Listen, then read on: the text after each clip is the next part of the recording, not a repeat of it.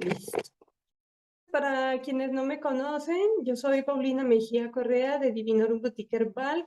Trabajamos en colaboración con el INVECAN, Instituto de Multidisciplinaria de Investigaciones Fitocannabinoides. Llevamos un poco más de 7 años trabajando con el cannabis medicinal y personalmente yo me he especializado en lo que es la formulación y el desarrollo de productos a base de cannabinoides y especialmente para el cuidado de la piel, aunque en Divinorum pues desarrollamos todas las áreas, desde los productos terapéuticos, cosméticos y también los productos nutracéuticos. Algunos pues ya nos conocen, que han participado en diferentes actividades con nosotros, en los cursos, simposios que hemos organizado, y los que llegan pues por primera vez. Esperamos que esta información que vamos a compartir hoy pues sea del gusto y del beneficio para todos. Entonces, bueno, como una breve introducción, pues hoy vamos a hablar con esta planta cannabis sativa. A mí siempre me gusta hacer referencia a esta planta, que es como una gran productora de metabolitos secundarios, es decir, de compuestos que además pues, de sus propósitos biológicos tienen efectos terapéuticos de utilidad para el humano y también pues en algunos casos para los animales. En el cannabis se han descrito más de 500 compuestos con una actividad pues química, fitoquímica importante. Estos compuestos se agrupan en 18 grupos químicos diferentes, como son los cannabinoides, terpenos y flavonoides, que son los 3 grupos más abundantes en la planta del cannabis sativa. En el cannabinoides, al momento se han descrito 125, 120 terpenos y 34 flavonoides en el cannabis. Tenemos también lo que son fenoles, alcaloides. Los alcaloides están principalmente en las raíces de las plantas, aminoácidos, proteínas, azúcares, alcoholes simples, aldehídos, ácidos ésteres, lactonas, vitaminas y pigmentos. Nosotros pues vamos a trabajar principalmente lo que son cannabinoides, terpenos y flavonoides, pero especialmente nos vamos a centrar en lo que son los cannabinoides y su aplicación, su uso en cosméticos y también en comestibles o alimentos. En cuanto a cannabinoides, recordemos que hay 3 tipos de cannabinoides diferentes. Tenemos los cannabinoides, son compuestos orgánicos que están conformados por 21 átomos de carbono y pues tienen esta característica que tienen la capacidad de interactuar con el sistema endocannabinoide, desencadenando acciones sobre los procesos fisiológicos del cuerpo. Entonces, pues pueden estar relacionados con muchas funciones, como es el control motor, como es funciones gastrointestinales, cardiovasculares, hepáticas, la cognición, la memoria, el aprendizaje, la modulación del dolor, de la inflamación, del estado de ánimo, del estado del sueño, disminución de estrés, ansiedad, entre otros. En los cannabinoides estaba mencionando que hay 3 tipos diferentes. Tenemos los fitocannabinoides, que ya habíamos dicho, se han descrito al momento 125 cannabinoides, que son los que directamente provienen de la planta cannabis sativa. También tenemos cannabinoides que se producen de forma natural en el cuerpo, que básicamente son grasas, son ácidos grasos poliinsaturados, que conocemos como endocannabinoides. Dentro de estos tenemos la anandamida, el 2-araquidonilglicerol y la palmitoil etalonamida, abreviada como PEA, ¿sí? Y asimismo tenemos cannabinoides sintéticos, pues que son ya moléculas que se han desarrollado a nivel del laboratorio y muchos de estos, como vamos a ver a continuación, son los que se utilizan para los estudios, pues como estudios científicos y estudios a nivel clínico. Algunos de estos cannabinoides sintéticos son el WIN55-212-12, que es un agonista de los receptores CB1 y CB2. Tenemos el cannabinoide JWH 133, que también es un agonista del receptor cannabinoide 2. y entre otros cannabinoides, también como los conocidos dronabinol, nabilona, que básicamente son formas sintéticas de THC.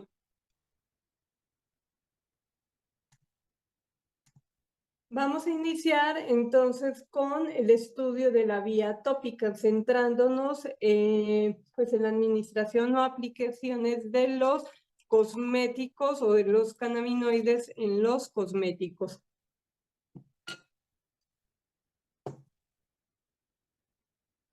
Entonces tenemos, como ustedes ya habrán escuchado, un sistema endocannabinoide que está presente, pues básicamente en todos los mamíferos, en todos los vertebrados, y así como tenemos un sistema endocannabinoide que es muy abundante en el cerebro, en órganos reproductivos y en el sistema inmunitario, también en el sistema gastrointestinal, pues de esta forma tenemos un sistema endocannabinoide en la piel. Y básicamente este sistema endocannabinoide pues se encarga de regular la homeostasis de la piel. ¿Y eso qué quiere decir? Pues que se encarga de mantener el buen estado de salud de la piel.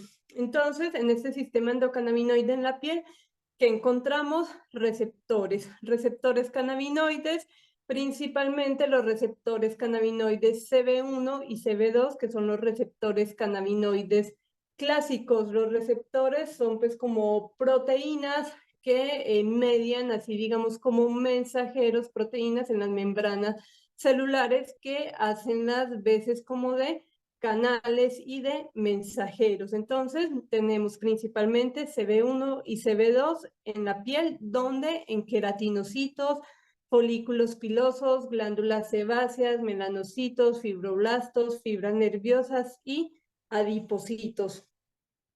Y pues todo este sistema endocannabinoide está relacionado con la regulación, el mantenimiento de las funciones de la piel. Recordemos, la piel es el órgano más extenso del cuerpo y pues cumple funciones vitales como son la sensación, el crecimiento celular, la supervivencia, defensa inmune y la tolerancia. Y todas estas funciones están mediadas por diferentes cannabinoides, como vamos a ir viendo a continuación. Entonces, ustedes en esta diapositiva observan como este gráfico que nos está haciendo una representación de cómo es este sistema endocannabinoide en la piel. En el centro tenemos producción de dos endocannabinoides, de los principales, anandamida y 2-AG, y pues asimismo, esto qué es lo que produce, ¿sí?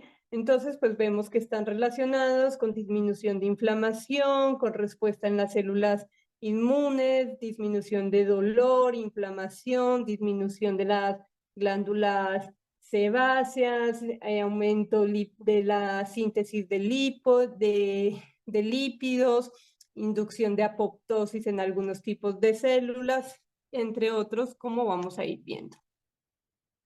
Y asimismo, entonces, pues tenemos que los fitocannabinoides y sus análogos biológicos, como pues pueden ser también diferentes endocannabinoides o también cannabinoides sintéticos, modulan este sistema endocannabinoide centrándose en estos receptores clásicos CB1 y CB2, pero también hay otros tipos de receptores que están en la piel y que tienen que ver con esta regulación, con esta modulación del sistema endocannabinoide, como son los receptores transitorios que vamos a encontrar como TRP, los receptores activados por proliferadores de peroxisomas o conocidos como PIPA, y pues finalmente la acción de todos estos receptores se traduce en el restablecimiento del tono del sistema endocannabinoide. ¿Esto qué quiere decir?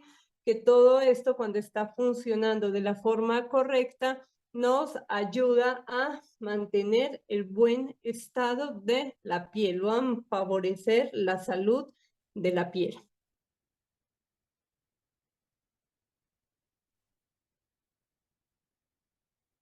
Tenemos que actualmente hay diferentes estudios que nos muestran resultados prometedores sobre el papel de los cannabinoides en diferentes afecciones cutáneas, como son el cáncer de piel, acné, psoriasis, prurito, dermatitis, esclerodermia, dermatomiositis, lupus eritematoso cutáneo, epidermólisis ampollosa, dolor y también en los procesos de cicatrización de heridas y en envejecimiento celular.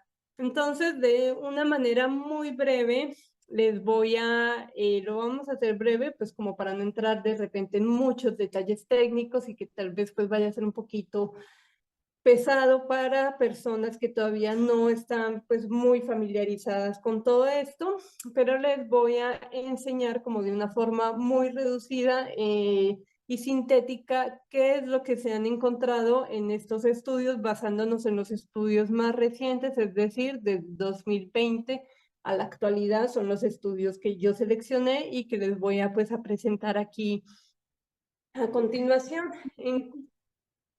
Entonces encontramos acá, en cuanto al cáncer de piel, no melanoma. Recordemos que el cáncer de piel pues se divide de dos tipos, cáncer de piel melanoma y el cáncer de piel no melanoma. Los diferentes estudios pues nos han mostrado que los cannabinoides pueden reducir el desarrollo de células escamosas y carcinomas de las células basales. ¿Y esto es a través de qué? Pues de trabajar con AEA. ¿Se acuerdan quién es AEA? Es anandamida, es uno de los endocannabinoides que se produce de forma natural en nuestro cuerpo, pues se ve que la anandamida produce apoptosis de célula, esto pues in vitro, también con los cannabinoides sintéticos WIN 55212-2 y el JWH 133, que recuerde son agonistas de CB1 y CB2, y el JWH es un agonista del receptor 2. Se ha visto también que todos estos cannabinoides pues tienen este efecto de inducir la apoptosis de las células cancerosas, que recordemos la apoptosis es desencadenar este proceso de muerte celular, que en este caso pues es de las células cancerosas, que son células defectuosas, y asimismo se ha visto que en presencia de estos pues hay un deterioro de la vascularidad tumoral, lo que impide pues que estas células cancerosas sigan desarrollándose y extendiéndose y propagándose a otros órganos del cuerpo. Tenemos también pues el cáncer ya propiamente de piel, melanoma. En esto se ha visto cannabinoides implicados. El THC, se ha demostrado que el THC induce la apoptosis o, recordemos, muerte celular de estas células cancerosas. También se ha visto que en presencia del THC hay una proliferación más lenta de este tipo de células y asimismo una reducción de la inflamación asociada.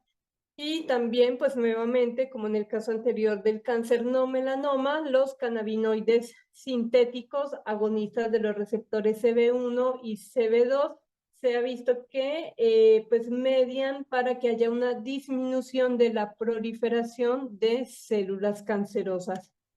También en otro tipo de cáncer de piel, que es el sarcoma de Kaposi, se hicieron pues estudios, se han hecho sobre todo estudios in vitro y también en modelos animales, principalmente pues con ratones. Se ha visto que el CBD inhibe el crecimiento de las células tumorales y asimismo inhibe la angiogénesis, evitando entonces que estas células cancerosas se puedan seguir como alimentando, nutriendo de más vasos sanguíneos y pues por ende más oxígeno, y por ende se limita su crecimiento, su reproducción. Y también se ha visto que nuevamente el cannabinoide sintético WIN 55212-2, que recordemos es un agonista de los receptores CB1 y CB2, induce la apoptosis o muerte de células cancerosas. En cuanto a psoriasis es justo como uno de los padecimientos por el cual las personas recurren más a las terapias con cannabinoides y que ciertamente pues en lo general hay muchos resultados, buenos casos de éxito. Entonces se ha trabajado con el ASEA, que es un cannabinoide sintético, y se ha visto en los estudios in vitro que logra la inhibición de la proliferación de los queratinocitos. Recordemos, los queratinocitos son estas células de la epidermis, y en la psoriasis hay un crecimiento descontrolado de queratinocitos, que es lo que va provocando que se formen como ese tipo de placas o escamas sobre la piel. Y también se hizo un ensayo con una crema, como un ungüento, con una formulación que contenía CBD y el cannabinoide CBG o cannabigerol, y se vio pues que esta crema aplicada a nivel tópico pues había una mejora significativa de las lesiones. Entonces, pues los posibles efectos inhibitorios sobre la proliferación de los queratinocitos es lo que explica la aplicación de los diferentes cannabinoides en personas o pieles con psoriasis. También el acné vulgar y seborrea, se han hecho pues diferentes estudios. Sabemos que el acné es una enfermedad multifactorial y que debe ser pues tratada como desde diferentes aristas. Entonces se han hecho diversos estudios, pues sabemos que son sobre todo estudios a nivel preclínico, estudios in vitro, todavía faltan más estudios clínicos, es decir, más estudios en humanos. Pero bueno, lo que se ha encontrado hasta el momento es que con el CBD hay una disminución de la proliferación de los evocitos, también hay disminución de la lipogénesis, es decir, de la producción de lípidos o grasas, y también hay una disminución de las diferentes vías inflamatorias que están involucradas en el acné. Con THCV, que es tetrahidrocannabivarina, en presencia de este cannabinoide, se ha visto que hay disminución de la lipogénesis. Con CBG o cannabigerol se ha visto, por el contrario, que hay un aumento de la lipogénesis. También hay apoptosis o muerte de los sebocitos, estas células encargadas de la producción de sebo de la piel, y asimismo hay una disminución de la inflamación. Entonces ustedes estarán pensando, bueno, hay como digamos que pueden haber resultados contradictorios o contrastantes. Y sí, y es que muchas veces en presencia de los cannabinoides los efectos van a ser dependientes de las dosis y de las vías de administración. A bajas dosis podemos tener un efecto y a altas dosis podemos tener otro efecto totalmente diferente. También tenemos el CBGV. Se ha visto que en presencia de este cannabinoide hay aumento de la lipogénesis, también hay apoptosis de los cebocitos y disminución de la inflamación.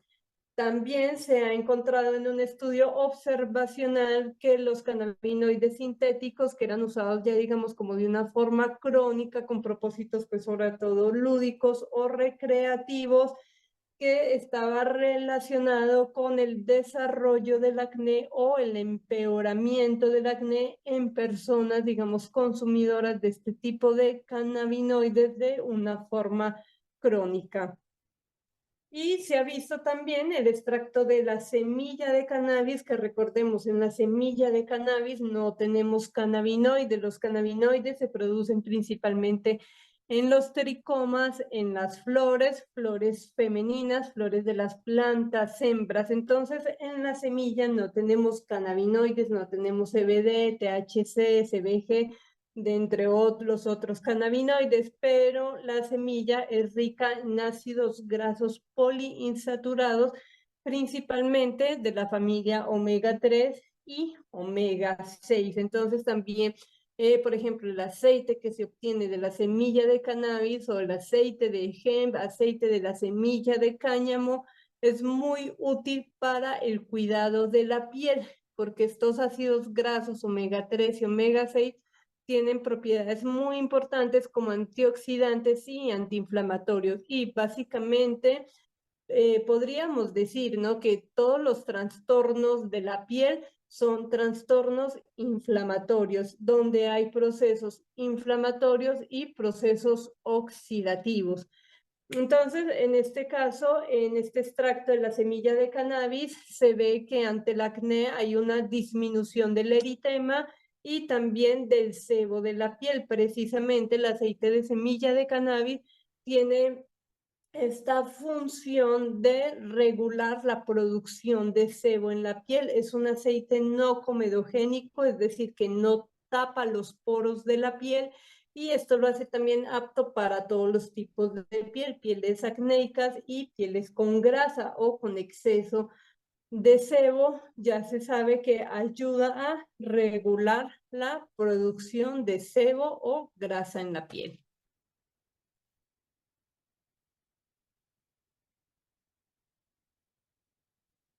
También en cuanto a la alopecia en los trastornos del crecimiento del cabello, últimamente se están haciendo más estudios donde sobre todo se ha tratado con el CBD, y se ha visto que el CBD de aplicado de forma tópica sí ayuda a aumentar el crecimiento del cabello en la alopecia areata, y también un cannabinoide sintético promueve el crecimiento del cabello.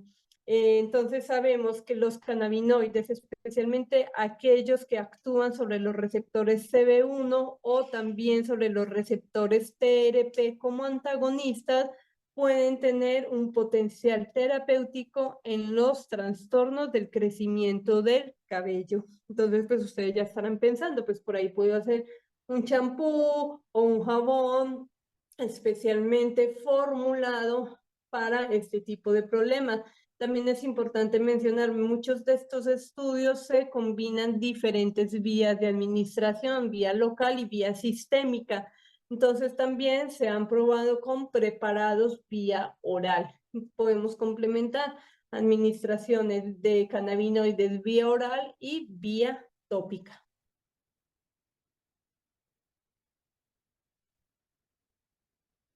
El prurito también, que es como esta sensación de picazón que a veces llega a ser un poco descontrolada en el cuerpo, que es una respuesta pues inflamatoria también y en algunos casos como alergénica. Pues hay varios cannabinoides que pueden estar relacionados con su regulación, como la anandamida. Se ha visto que en presencia, pues que la anandamida logra la supresión de la FA, es una enzima muy ligada al sistema endocannabinoide, y se ha visto que esta enzima está involucrada o está relacionada con la sensación del prurito. También en presencia del THC se ha visto que se suprime esta enzima FA, y hay entonces por ende una reducción de la acción pues de rascarse, y con diferentes cannabinoides sintéticos, que son básicamente cannabinoides sintéticos de THC, como el S777469 y el HU210. Hay reducción de la picazón. El PEA, que es uno de los endocannabinoides, también presenta reducción de la picazón, y el dronabinol, que es una forma de THC sintético, también tiene este efecto sobre el prurito de la reducción de la picazón.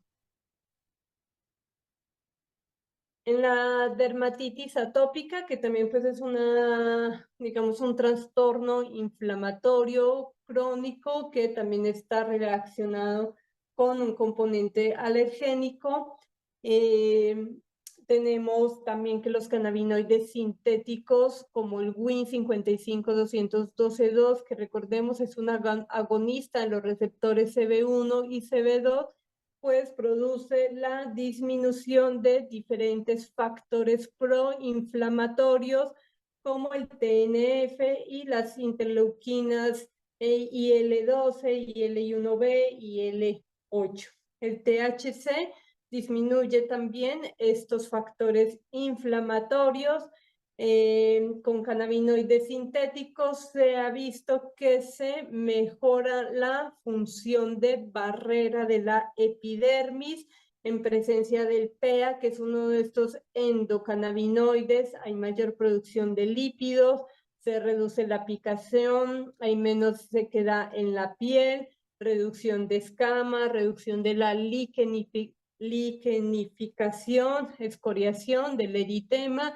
y asimismo pues las personas logran a lo largo hacer como una disminución de los esteroides tópicos, que son los medicamentos que tradicionalmente se indican para este tipo de condiciones. Y aquí entra nuevamente el aceite de semilla de cáñamo, que recuerden, voy a ser muy insistente en esto porque hay mucha confusión. El aceite de semilla de cáñamo no tiene cannabinoides, no tiene CBD, no tiene THC, tiene ácidos grasos principalmente de la familia omega 3 y omega 6, que también en la dermatitis atópica se ha visto pues que su efecto es que ayuda en la reducción de la picazón, la reducción de la sequedad y el uso de medicamentos recetados.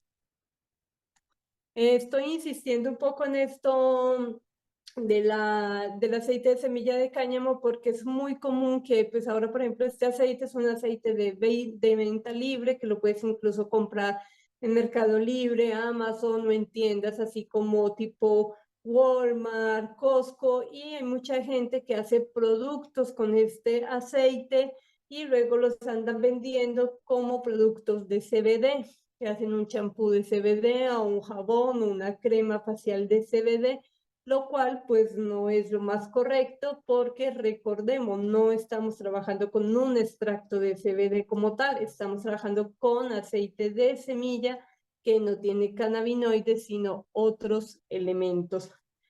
Bueno, de manera semejante tenemos también la respuesta, los resultados en la dermatitis alérgica de contacto. En presencia del CBD se ha visto que hay una reducción de la inflamación en un inicio, pero también cuando ya es como algo crónico ante la exposición del CBD, puede haber un aumento de la inflamación, es decir, pasar como de algo antiinflamatorio a algo proinflamatorio. Es lo que les decía, muchas veces los efectos de los cannabinoides son dosis dependiente, van a cambiar los efectos dependiendo de las dosis y las formas y vías de administración. También se ha visto que ante cannabinoides sintéticos actúan como proinflamatorio cuando se usa de forma crónica, y en presencia del THC, pues el efecto es que se inhiben estos mediadores que provocan la inflamación derivados de los queratinocitos, como son el CCL8 y el CXCL10. En esclerosis sistémica, pues también hay diferentes cannabinoides involucrados, como son los cannabinoides sintéticos WIN 55-212-2, que recordemos nuevamente, son agonistas de los receptores CB1 y CB2. Se ha visto que el efecto es que hay menor riesgo de desarrollar como esta fibrosis dérmica en presencia de lenabasum, que es un cannabinoide de THC sintético. Asimismo, también hay menos riesgo de fibrosis dérmica, hay una mejoría en la gravedad de los síntomas, y en el cannabinoide sintético BCE 004.8, que es un agonista de CB2, se ha visto que los depósitos de colágenos vasculares pues son más bajos, hay infiltración de macrófagos y disminuye la proliferación de los fibroblastos. Entonces, por su potencial en la regulación de la inflamación, los cannabinoides también podrían utilizarse para prevenir el engrosamiento de los tejidos y la fibrosis en los trastornos esclerosantes como la esclerosis sistémica. En el lupus eritematoso cutáneo, Los estudios más recientes pues han trabajado con anandamida, que recordemos la anandamida es uno de estos endocannabinoides que produce el cuerpo de manera natural. Se ha visto que hay una mejoría o incluso una reversión de los síntomas del lupus, y también con el lenabazum, que recordemos es una forma, un cannabinoide THC sintético. Actualmente se está realizando un estudio clínico de fase 1 cuyos resultados están sin publicar al momento. En cuanto a la epidermolosis ampollosa, tenemos dos resultados con dos cannabinoides, que son pues, de los cannabinoides llamados cannabinoides mayores, que son de los cannabinoides más abundantes, como son CBD y CBD y THC. Entonces, con el CBD, el efecto es la disminución de las ampollas, hay una mejor curación de la herida y menor uso de analgésicos. Y en formulaciones que combinan CBD y THC, hay una reducción de la picazón y asimismo un menor uso de opioides. Recordemos que hay una buena sinergia entre cannabinoides y opioides, en el sentido de que diferentes cannabinoides, sobre todo los cannabinoides que tienen propiedades analgésicas como el THC, hacen una buena sinergia con opioides porque aumentan el efecto analgésico. Entonces, con THC podemos ir disminuyendo el uso de analgésicos fuertes como opioides, logrando dar a la persona como un alivio a sus dolores y evitando los posibles efectos secundarios que se pueden presentar cuando ya se administran dosis altas de opioides. Entonces, pues ya está como cada vez hay más estudios que nos demuestran el potencial de los cannabinoides para aliviar el dolor, reducir el prurito o esa picazón y asimismo disminuir la inflamación. En cuanto al dolor, pues sabemos, el dolor es uno de los padecimientos por el cual la gente acude más a las terapias con cannabis medicinal o con cannabinoides, y desde el 2017 en la Academia de Ciencias de Estados Unidos, pues ya como que se confirmó que hay evidencia suficiente justo para justificar el uso de los diferentes cannabinoides en el manejo y tratamiento del dolor. Tenemos entonces manejos con beta-cariofileno. Recordemos, el beta-cariofileno no es propiamente un cannabinoide, es un terpeno que tiene efecto antiinflamatorio y también efecto analgésico, pero como este cannabinoide actúa como muy ligado, perdón, este cannabinoide no, este terpeno beta-cariofileno, actúa muy ligado a los receptores CB2, por eso algunos autores lo consideran igual pues como si fuera un cannabinoide, aunque propiamente es un terpeno. Nuevamente, otros cannabinoides sintéticos, agonistas de CB1 y CB2, como el WIN 55-212-2,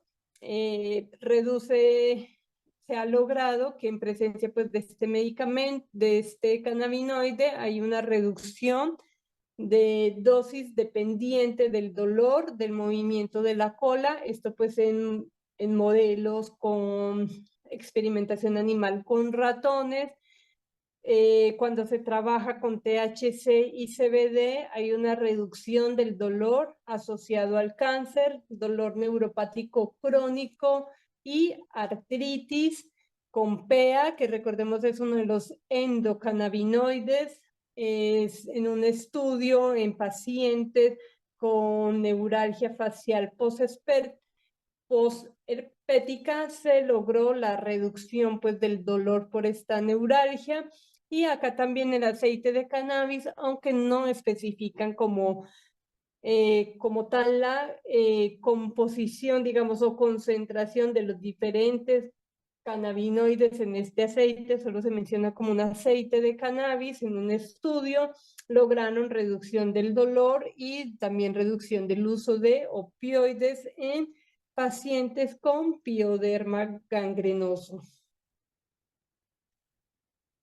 Entonces, acá es importante también mencionar lo que habíamos mencionado anteriormente. Cuando vamos a tratar dolor, por ejemplo, pacientes con lupus, con fibromialgia, podemos hacer uso de diferentes vías de administración. Podemos usar la vía tópica para tratar lo que son dolores localizados, ¿sí?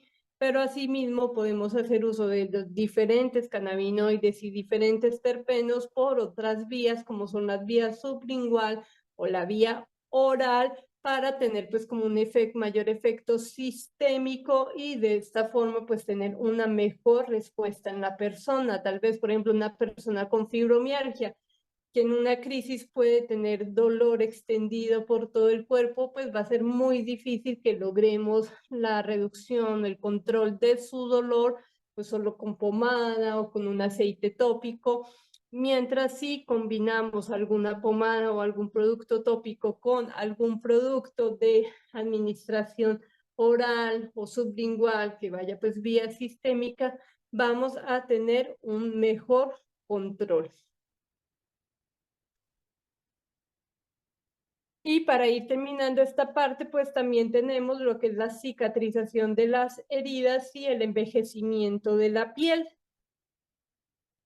En un estudio se encontró que hay un compuesto que los autores dijeron que era como similar al CBD en su estructura, pero que es derivado de la fibra del lino.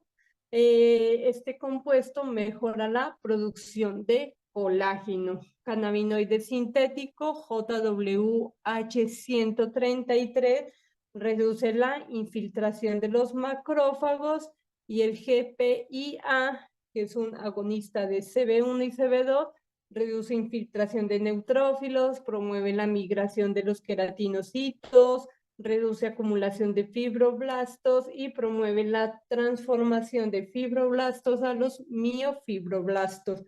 En resumen, los cannabinoides pueden acelerar la repitalización de la herida y la formación de cicatrices. Y en cuanto al envejecimiento de la piel, aunque no lo puse acá en esta diapositiva, pues se sabe que el envejecimiento de la piel se considera como una inflamación crónica de la piel, un trastorno inflamatorio crónico. Entonces hay diferentes factores externos y internos, pueden ser factores genéticos y factores externos como los hábitos de vida, que estos factores pueden desencadenar el envejecimiento de la piel, acelerando procesos pues de inflamación y procesos oxidativos, y esto se puede traducir en la formación de manchas en la piel, la pérdida de tono, la pérdida de elasticidad, la pérdida de luminosidad. Entonces, de esta forma se ha visto que hay diferentes cannabinoides y también diferentes terpenos. Por ejemplo, el limoneno es un terpeno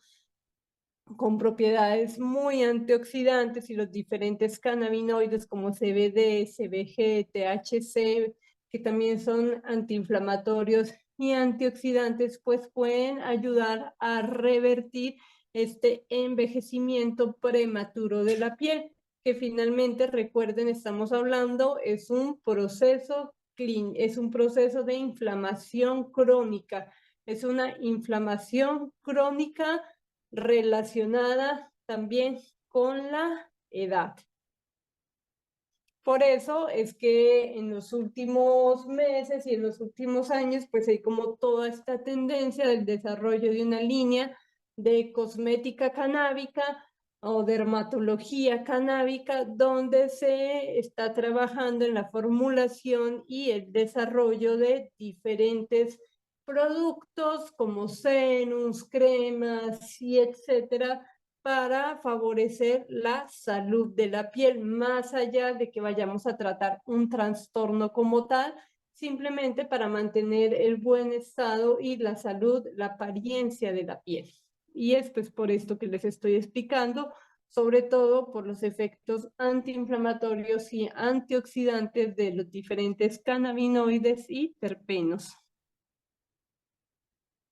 Y pues entonces para nosotros administrar o suministrar cannabinoides y terpenos, también asimismo flavonoides, pues a nivel tópico debemos pues hacer transformación en diferentes formas farmacéuticas. Entonces hay diferentes productos que podemos hacer uso para aplicación vía tópica, desde colirios, parches, emulsiones, espumas, geles, cremas, pomadas, jabón, linimento, loción, óvulos y supositorios, entre otros.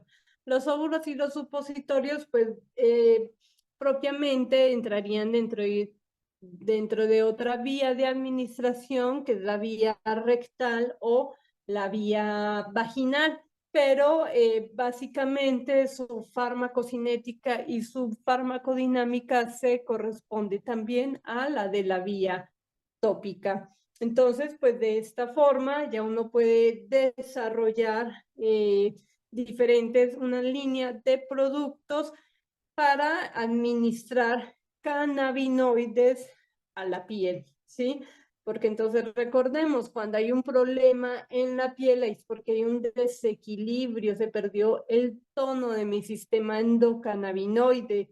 Por algún motivo, de repente estoy produciendo en exceso o en defecto algún endocannabinoide y entonces yo tengo que suministrar de una forma exógena algo que me ayude a recuperar ese tono de mi sistema endocannabinoide. Y eso pues lo podemos hacer con la administración tópica mediante cualquiera de estas formas como las que estamos viendo en esta diapositiva. Y recordemos que según también lo que queramos tratar es, pues podemos hacer uso complementar o debemos complementar con otras vías de administración sistémica, como por ejemplo administrar preparados de cannabinoides vía sublingual o vía oral. ¿Tenemos algunas preguntas o comentarios hasta esta primera parte? Sí, buenas tardes. Yo quisiera preguntar, ¿cuál es la diferencia entre el uso del cannabis hecho THC y CBD y el THCA y el uso de la cannabis en crudo, que es el THCA y el CBDA? Pero, a ver, otra vez tu pregunta, por favor, la diferencia entre... ¿Cuál es la diferencia o si hay alguna diferencia significativa entre el uso de la cannabis descarboxilada, o sea, el THC y CBD, y el uso de la cannabis crudo, que sería Ya. THCA y CBDA? Listo, sí. Bueno, sí hay diferencias porque los cannabinoides ácidos y los cannabinoides neutros, que son los que se obtienen después de la descarboxilación, tienen diferentes propiedades, ¿sí? Entonces, por ejemplo, en general, todos los cannabinoides ácidos como THC ácido y CBD en su forma ácida son muy antiinflamatorios. También, por ejemplo, son muy ansiolíticos y, por ejemplo, THCA y CBDA también son antiproliferativos. Hay una propiedad importante y es que, por ejemplo, el THC, cuando está en su forma neutra, es decir, cuando ya se descarboxiló, presenta mayor efecto analgésico, más que antiinflamatorio, es más analgésico. Entonces, si tú quieres tratar cuestiones, por ejemplo, de dolor, te viene muy bien y que es por eso se hace muchas veces en las preparaciones tópicas trabajar con cannabinoides descarboxilados como el THC en su forma neutra, que es el cannabinoide con mayor efecto, pues con mayor efecto analgésico, ¿sí? Entonces, sí, ciertamente, según cómo trabajes, pues vas a tener diferentes efectos. Entonces, según lo que busques, pues buscaríamos trabajar más con cannabinoides ácidos o más con cannabinoides neutros. Nosotros, para cuestiones tópicas, generalmente trabajamos con cannabinoides neutros. Y también lo que tú puedes hacer como para, digamos, que tú tengas un espectro completo, que recordemos espectro completo, es cuando yo tengo cuando yo tengo un poco de todos los compuestos que tiene mi planta, entre cannabinoides, terpenos y flavonoides principalmente. Entonces, si yo quiero tener como un producto que en realidad sea un full spectrum o el viejo espectro completo, puedo hacer combinaciones y formulaciones donde trabajo con una parte de cannabis sin descarboxilar para tener más cannabinoides ácidos y puedo también trabajar con cannabinoides descarboxilados para trabajar con cannabinoides neutros. Entonces, de esta forma tengo cannabinoides ácidos, cannabinoides neutro y puedo agregar a mis formulaciones, por ejemplo, terpenos también. Y de esta forma, entonces voy a tener un mayor espectro terapéutico, a tener como un mayor efecto terapéutico al tener un producto más espectro completo o como conocemos como full spectrum. Por la vía tópica, ¿puede el THC descarboxilado tener efectos psicodélicos? Gracias. Esta es una pregunta importante, interesante, y no, porque recordemos lo que nos ponemos en la piel, básicamente es un efecto localizado.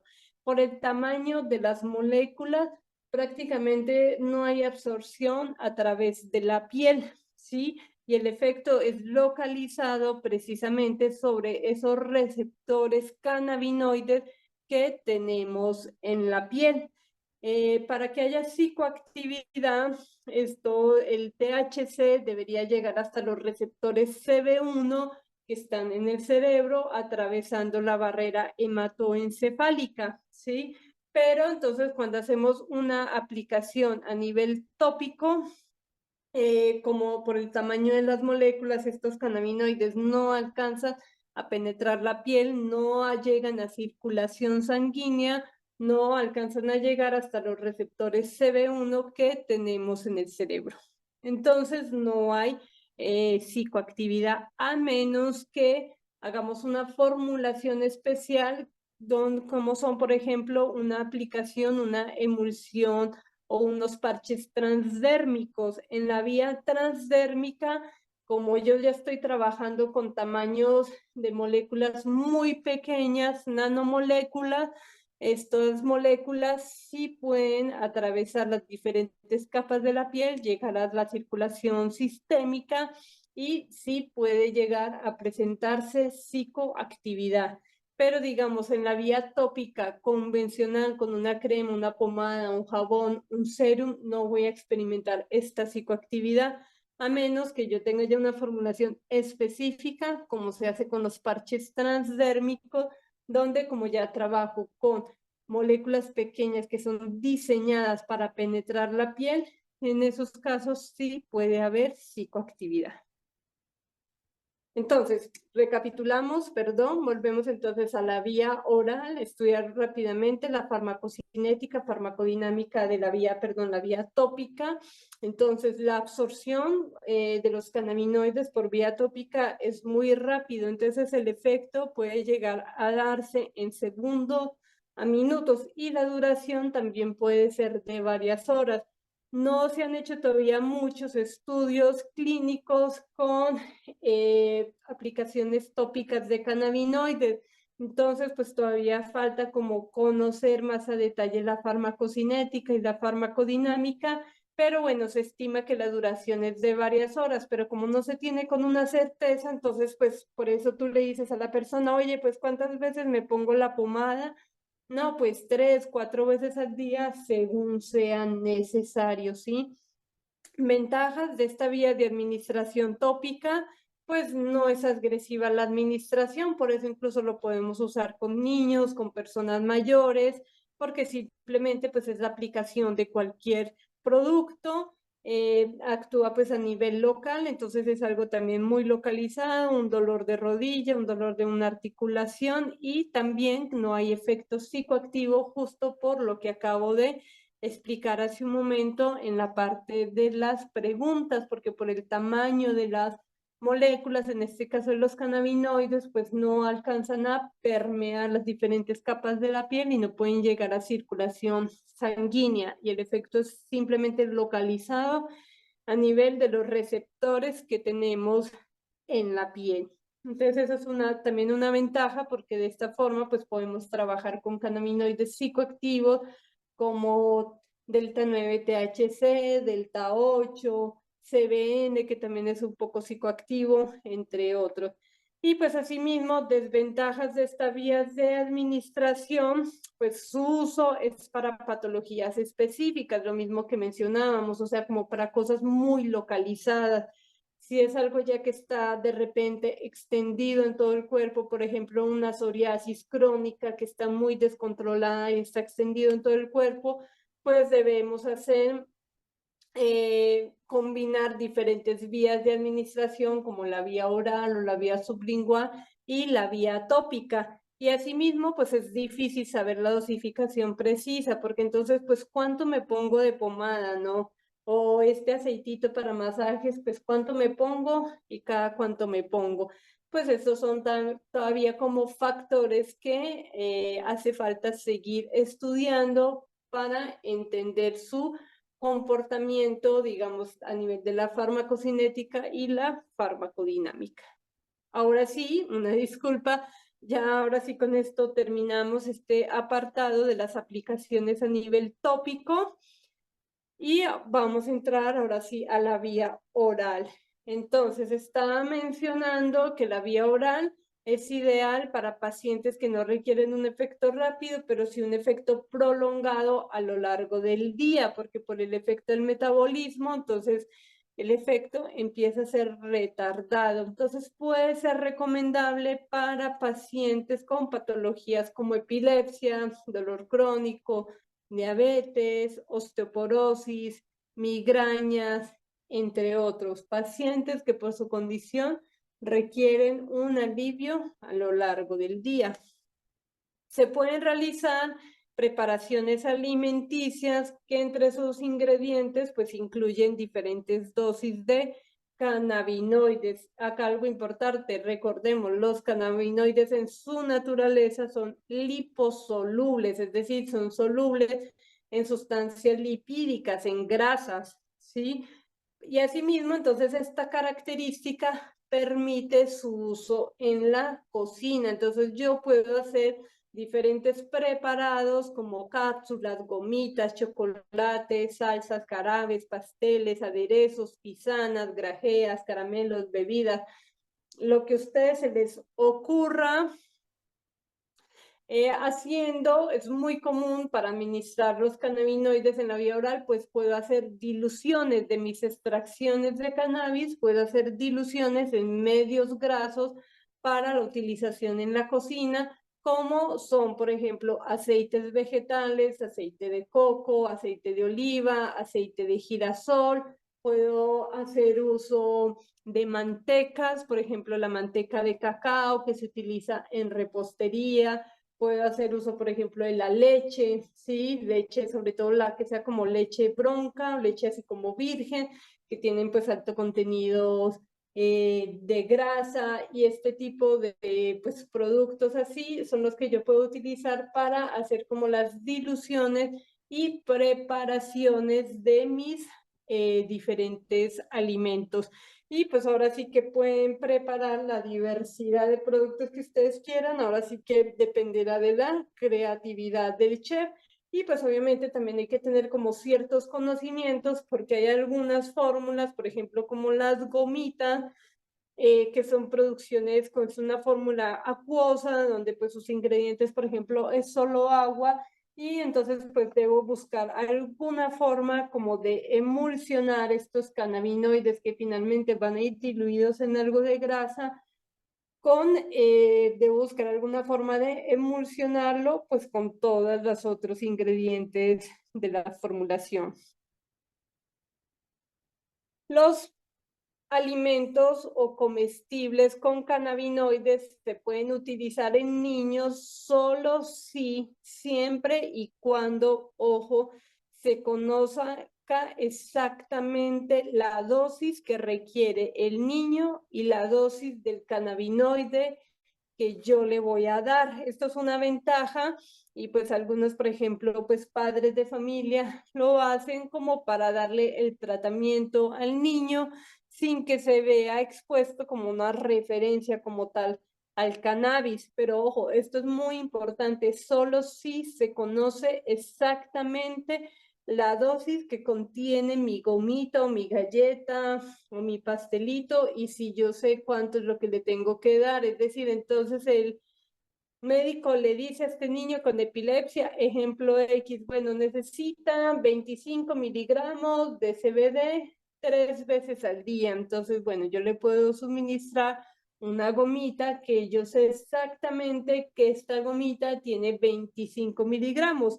Si yo desconozco cuánto tiene mi preparado, pues no puedo obviamente suministrárselo a un niño ni a cualquier otra persona, pues cuyo propósito pues sea buscar aliviar algún padecimiento. También otras posibles aplicaciones de los comestibles con cannabinoides, síndrome de Asperger o bueno, todo lo que ahora conocemos como trastornos del espectro autista, insomnio, ansiedad, cáncer, todo tipo de dolores, desde dolores crónicos, dolores neuropáticos, también enfermedades inflamatorias gastrointestinales, epilepsia, como ya lo habíamos mencionado. Y vamos a ver acá algunos detalles, características de esta vía de administración, entrando ya a lo que es propiamente la farmacocinética y farmacodinámica de esta vía de administración. Entonces, cuando hacemos administración de cannabinoides por vía oral, la absorción por el proceso, por el efecto del metabolismo, pues es lenta, variable, irregular. Entonces, pues esta es una de las desventajas que tiene la vía de administración oral, que la biodisponibilidad es muy baja en comparación, por ejemplo, con la vía inhalada, que es cuando se fuma o se vaporiza el cannabis, hay una alta biodisponibilidad porque se absorbe por los pulmones y directamente va al torrente sanguíneo. En este caso no, porque primero hace todo el proceso digestivo.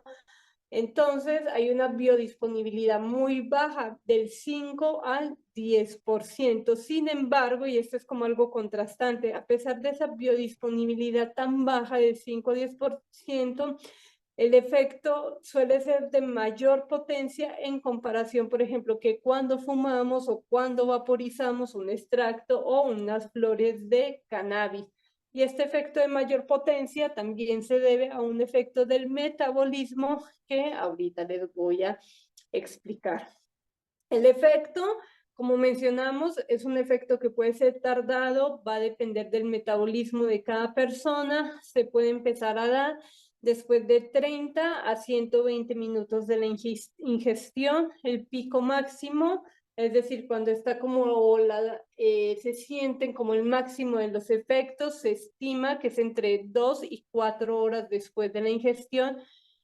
Y la duración generalmente es de 6 a 8 horas, aunque hay personas que se ha reportado en la literatura que el efecto puede durarles hasta 12 horas. Esto pues va a depender de la química individual de cada organismo, del metabolismo y entre otros factores, ¿sí? Entonces, pues bueno, por esto mismo, pues ventajas de esta vía de administración, pues el efecto es duradero, como ya hemos hablado, ¿no? Ideal para pacientes que requieren un alivio prolongado a lo largo del día. No es aparatoso porque tú llevas tus gomitas o tus galletas y pues te las vas comiendo y no necesariamente nadie sabe qué estás comiendo o no vas echando pues como el humo por la calle para que te estigmaticen, ¿no?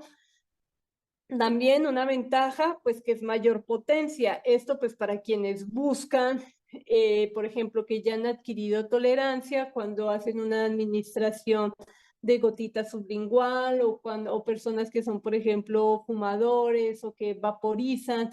Cuando uno vaporiza o fuma, uno de los inconvenientes de esta vía inhalada es que se desarrolla tolerancia más rápido. Entonces, cada vez es como que se requiere un poco aumentar las dosis para volver a sentir los mismos efectos que sentía al inicio. Entonces, muchas personas cuando están experimentando esto, lo que pueden hacer es un cambio de vía de administración. Entonces, nos cambiamos, por ejemplo, a la vía oral, donde puede obtener mayor potencia. Este mayor potencia también se debe a este efecto del metabolismo que les voy a explicar ahora, sobre todo con los preparados ricos en THC, porque el THC en el hígado se degrada, se metaboliza, ahora sí que se metaboliza en uno de sus metabolitos o en un compuesto que es el 11-hidroxi-THC.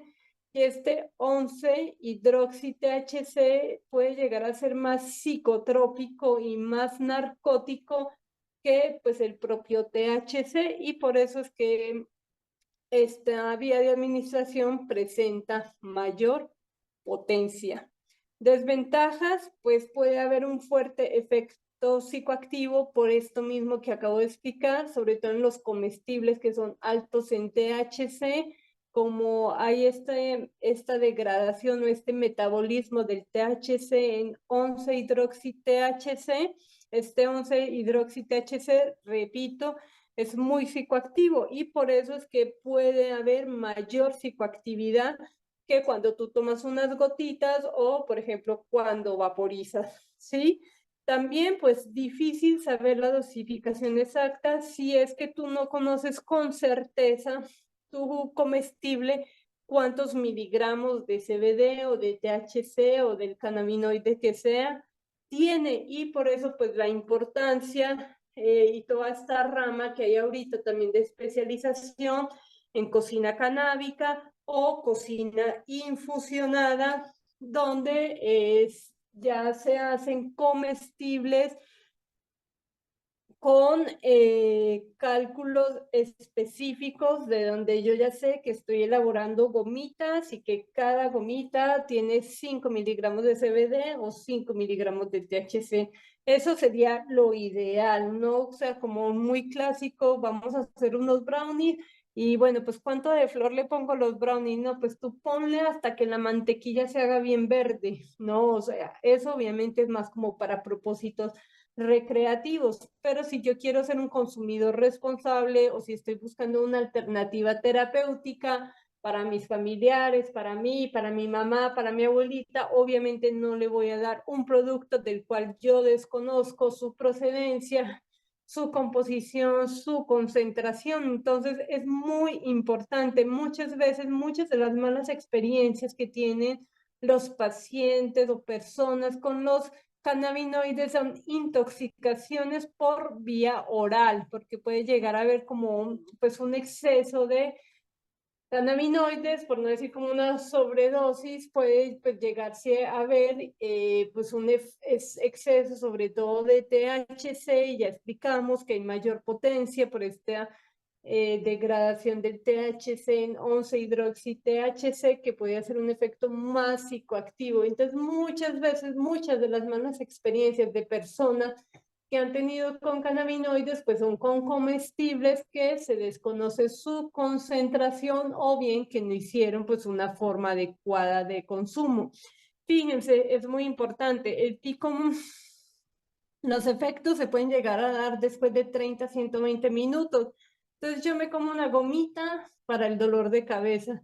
Paso media hora y, híjole, ese dolor de cabeza no se me va, entonces me voy a comer otro cachito de la gomita. Y pasa una hora y todavía no siento nada, no, pues me voy a comer otra gomita porque no me aguanta el dolor de cabeza y requiero un alivio. Y bueno, puedo pasar así 2 horas y resulta que después de esas 2 horas apenas yo estoy empezando a hacer mi proceso digestivo, entonces apenas voy a empezar a sentir el efecto. de estos comestibles que yo estoy comiendo. Por eso es importante que conozcamos esta información de la farmacocinética, la farmacodinámica, porque es muy importante. Entonces, cuando yo como un comestible, pues debo tener un tiempo prudente, dejar esperar siquiera mínimo 2 horas antes de consumir más, porque puede ser que apenas en esas 2 horas yo estoy empezando a sentir el efecto. Entonces, ojo, esto es bastante importante, sí, es bastante importante esto, no adelantarse a los tiempos de consumo para evitar posibles malas experiencias. Entonces, esperar mínimo 2 horas antes de realizar otra dosis o otra ingestión para que yo en realidad pueda detectar cuál es el efecto verdadero de lo que estoy consumiendo. ¿Estamos claros hasta ahí? Y bueno, otra desventaja que puede tener esta vía de administración es que al calentar se pierden terpenos. Los terpenos son estos compuestos aromáticos del cannabis que dan el aroma y el sabor, pero que también por sí mismos tienen pues muchos beneficios terapéuticos, pero son muy volátiles con el calor. A partir de 40-45 grados se pueden empezar a volatilizar terpenos. Entonces, pues esto es como también un contra en el sentido de que de repente pues puedo perder como estas propiedades que los terpenos le pueden aportar a mi preparación.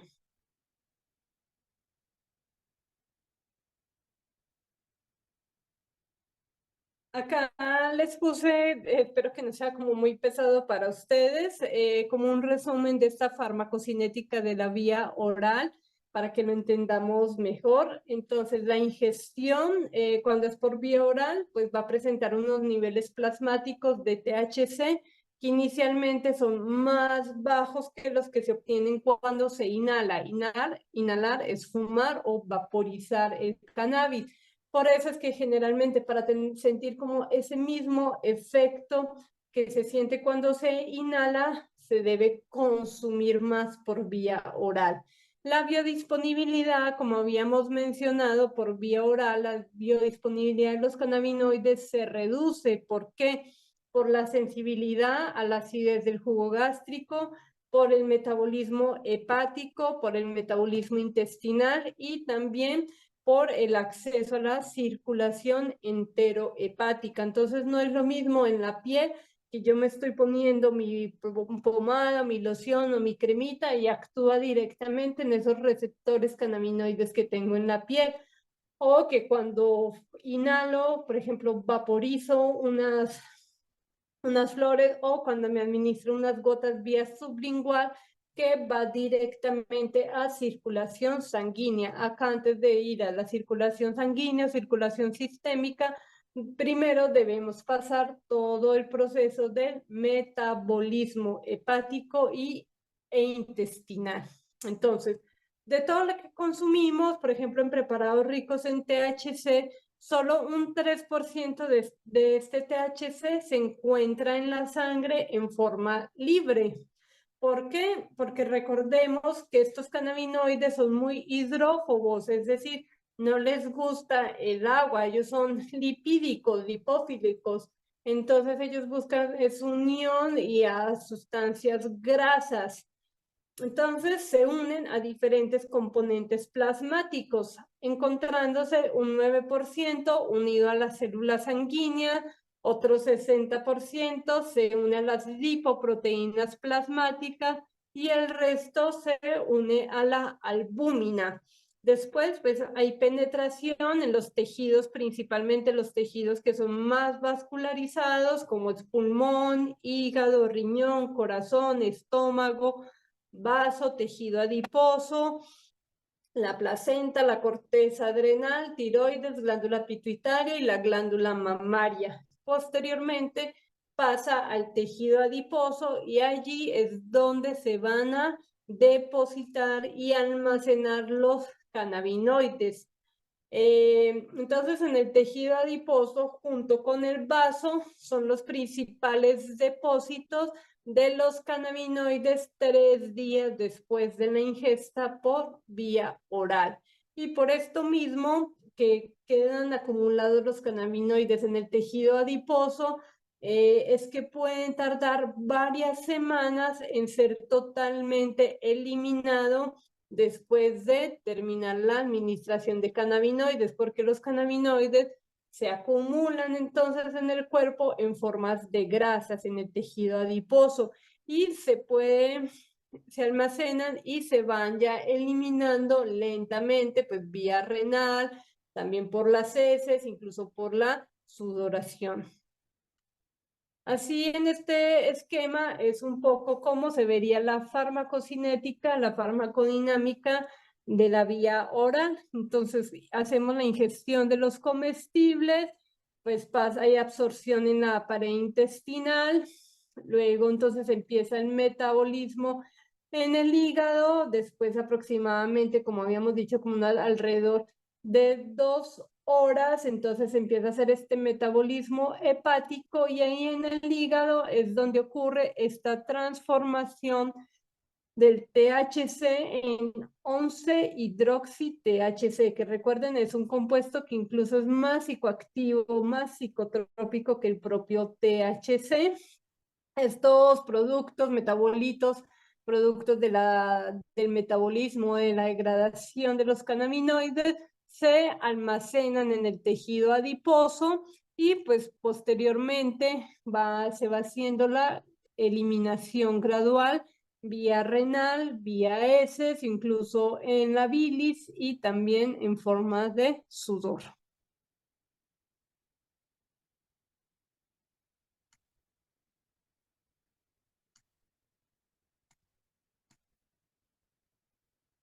Y para terminar este apartado, pues dosis en general que recomendadas, bueno, o que ustedes deberían considerar para la administración de cannabinoides por vía oral. Ustedes van a encontrar con cannabinoides que hay 2 esquemas de dosificación. Uno, donde dosificamos según el kilo de peso de la persona.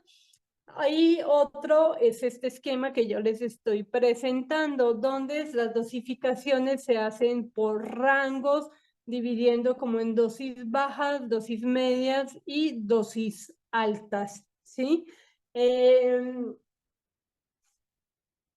Nosotros trabajamos más con este esquema de dosificación porque hemos visto, pues ya como nuestra experiencia y nuestra práctica durante estos años, que cuando se dosifica según el kilo, los kilos o el peso pues corporal de la persona, suele arrojar como resultados mucho más altos de lo que en realidad la persona llega a requerir. Entonces, en nuestra experiencia nos ha funcionado mejor trabajar con estos rangos de dosificación.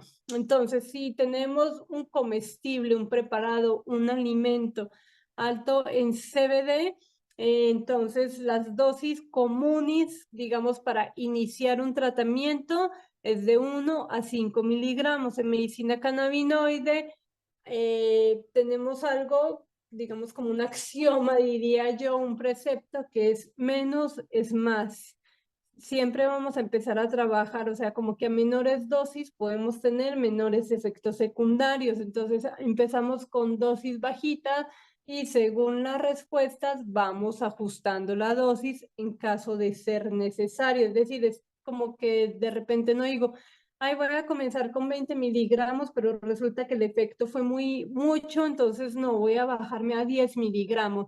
Es preferible ir de menos a más, que la persona no sienta nada, que de repente la persona pueda tener un efecto no deseado que lo pueda llevar a abandonar su tratamiento. Entonces, de recomendación, de preferencia, siempre vamos a hacer administraciones de menos a más. Dosis para iniciar entonces un tratamiento con comestibles o preparados. Recordemos que incluso vía oral pueden ser cápsulas. Ustedes sus extractos, sus preparados los pueden administrar también por cápsulas. Y esto sería una administración vía oral. ¿Listo? Entonces con preparados altos en CBD, una dosis recomendada para iniciar es de 1 a 5 miligramos. Y una dosis común que se ha visto como que la gente en general que toma CBD obtiene alivio es entre 20 y 40 miligramos de CBD al día. Entonces, si yo, por ejemplo, preparo un aceite y yo sé que este aceite, yo ya hice todos los cálculos de concentración y yo sé o mi proveedor me dice que ese aceite que yo tengo, cada gotita de ese aceite tiene 1 miligramo.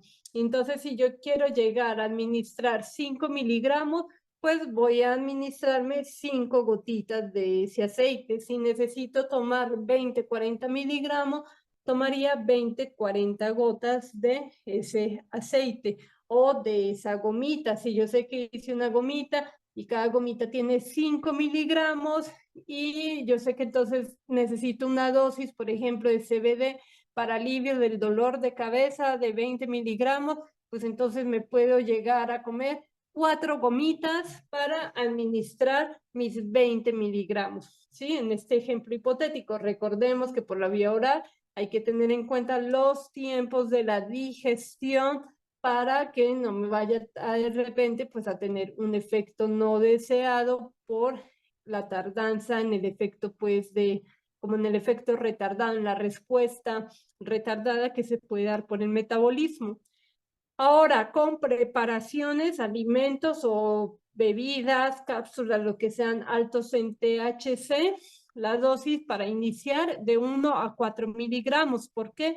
Porque se estima que a partir de 5 miligramos ya puede haber psicoactividad. Sin embargo, hay personas muy sensibles que incluso con 1 o 2 miligramos pueden llegar a presentar psicoactividad. Entonces, por eso lo recomendado es de 1 a 4 miligramos. Si voy a comenzar, pues, y nunca en la vida he tenido contacto con el cannabis, pues voy a empezar con la menor dosis posible, que sería ¿cuánto? 1 miligramo. Ya luego, si no me hace el efecto, por ejemplo, para dormir, no hay gente que utiliza mucho los comestibles para dormir, entonces te comes una gomita o una cápsula, por ejemplo, de THC, que resulta muy bien para inducción del sueño.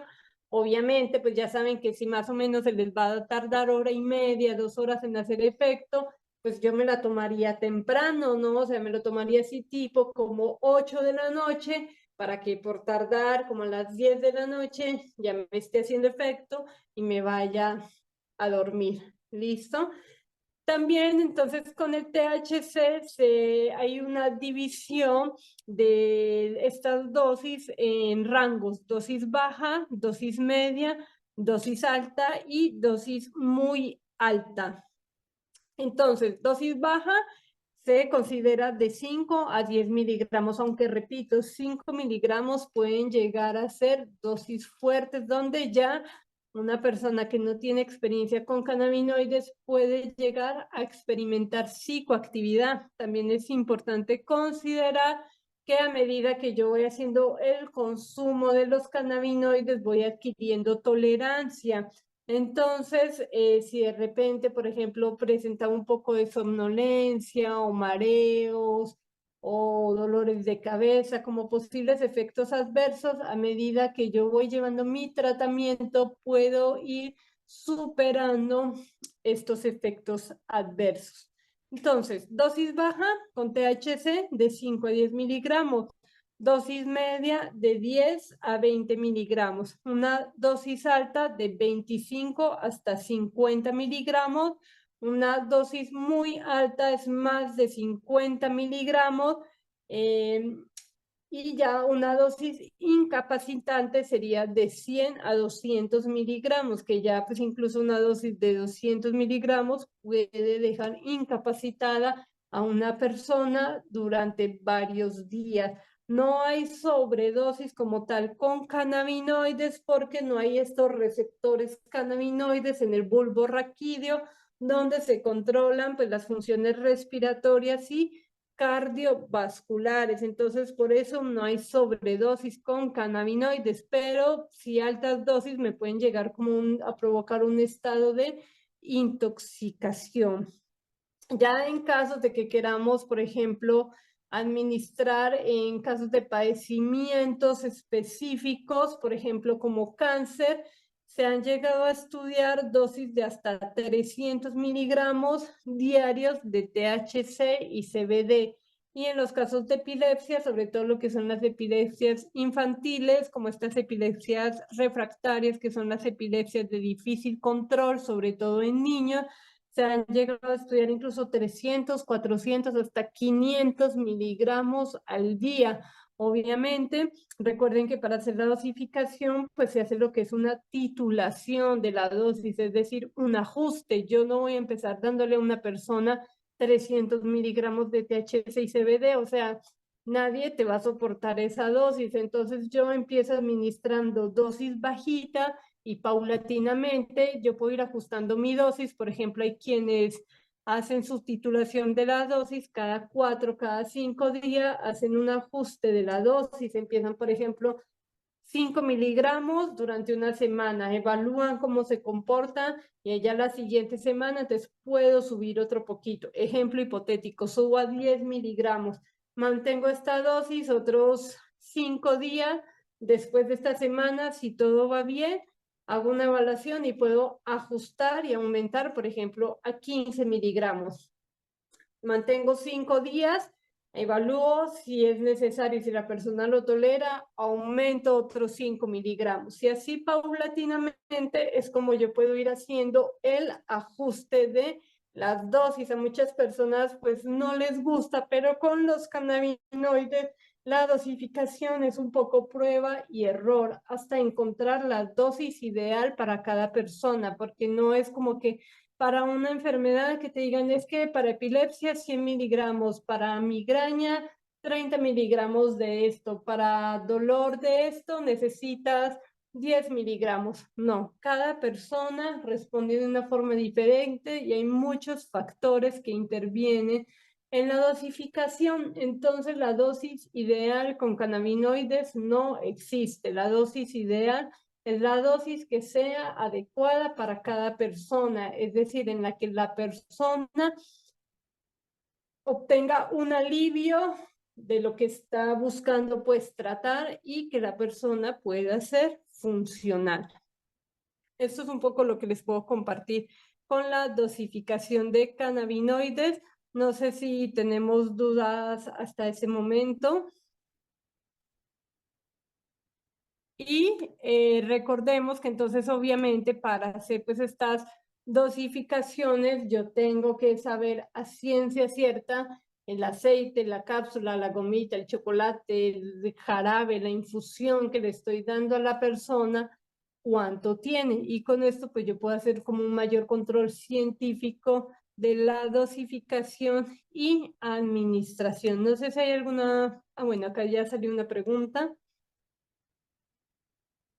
Para toda ingesta oral, ¿hay alguna contraindicación para personas hipertensas o hipotensas? Creo que donde más cuidado hay que tener es con la hipotensión, porque, por ejemplo, uno de los efectos adversos y la famosa pálida, básicamente, ¿qué es? Es una bajada abrupta de la presión arterial, una hipotensión ortostática. Entonces, los cannabinoides pueden, por ejemplo, la vía oral puede ser muy útil para tratar hipertensión, pero en hipotensión sí hay que irnos con más cuidado porque podemos tener una bajada abrupta de la presión arterial. Entonces, sí, en pacientes con hipotensión hay que irse con mucho cuidado y de menos a más gradualmente haciendo las titulaciones de las dosis como les acabo de explicar. ¿Está claro? Listo, perfecto. No sé si hay algunas otras dudas, comentarios antes de que cerremos la reunión, por favor. Bueno, muchas gracias. Alguien nos saluda desde Mar del Plata. Esperamos pronto poder compartir la grabación. Vamos a ver si lo podemos subir en nuestra página de Facebook y si no, pues lo subiremos también en nuestro canal de YouTube. Tenemos un canal de YouTube, si no por ahí en el canal de YouTube lo vamos a compartir. Ahí están nuestras redes de contacto, medios de contacto para cualquier duda y bueno, esperamos esta brevísima charla pues haya sido de beneficio para ustedes y pues que aporten sus conocimientos y pues en lo que ustedes están desarrollando en esta industria canábica. Muchas gracias. Si les gustó, pues por ahí también compartan, ayúdenos con un comentario, una calificación en nuestras redes sociales. Por ahí tenemos ya mucha censura en las diferentes redes sociales. Entonces, pues ahora sí que si ustedes comparten con demás personas o nos ayudan con comentarios positivos, calificaciones, pues eso nos ayuda como a seguir creciendo. Muchísimas gracias. Gracias a todos por su participación. Espero pues que esta breve clase haya sido de su beneficio. Lo hicimos como sencillo porque acá estamos personas como de diferentes niveles, pero espero que haya aportado pues algo para ustedes. Muchas gracias.